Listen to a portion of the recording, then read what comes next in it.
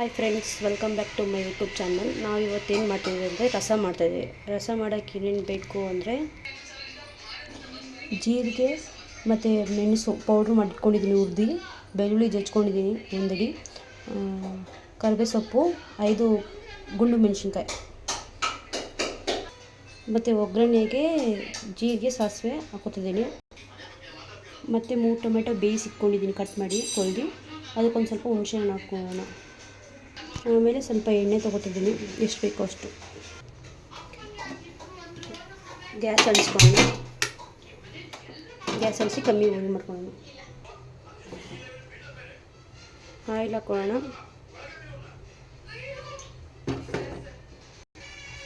ಇದಕ್ಕೆ ಜೀರಿಗೆ ಮತ್ತು ಸಾಸಿವೆ ಹಾಕೊಳ್ಳೋದನ್ನು.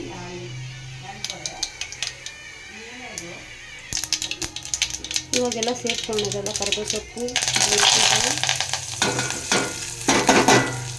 ಪೌಡರು, ಮೆಣಸು ಪೌಡರು,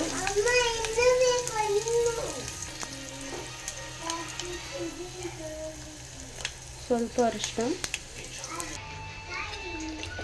ಟೊಮೆಟೊ ಮತ್ತು ಹುಣಸೆಹಣ್ಣ ಚೆನ್ನಾಗಿ ಕಿವುಚಿಟ್ಕೊಳ್ತಿದ್ದೀನಿ.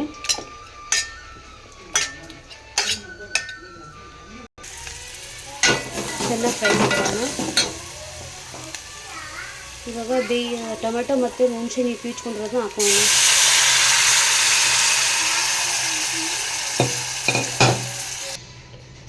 ಅದೇ ಪಾತ್ರೆಗೆ ಇನ್ನೊಂದು ಸ್ವಲ್ಪ ಒಂದು ಚೊಂಬಷ್ಟು ನೀರು ಹಾಕಿ ಹಿಂಡ್ಕೊಂಡು ಹಾಕ್ಕೊಂಡಿದ್ದೀನಿ.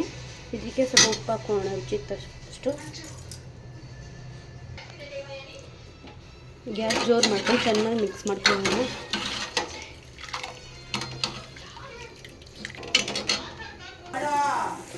ಸ್ವಲ್ಪ ಇದಕ್ಕೆ ಕೊತ್ತಂಬರಿ ಸೇರಿಸ್ಕೊತಿದ್ದೀನಿ, ಗಿಡದಲ್ಲಿ ಬೆಳೆದಿರೋದು.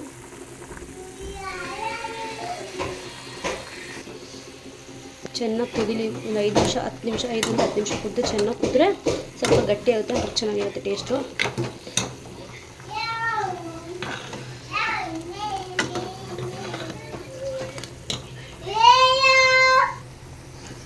ಗ್ಯಾಸ್ ಆಫ್ ಮಾಡ್ತಾಯಿದ್ದೀನಿ, ರೆಡಿಯಾಗಿದೆ ರಸ.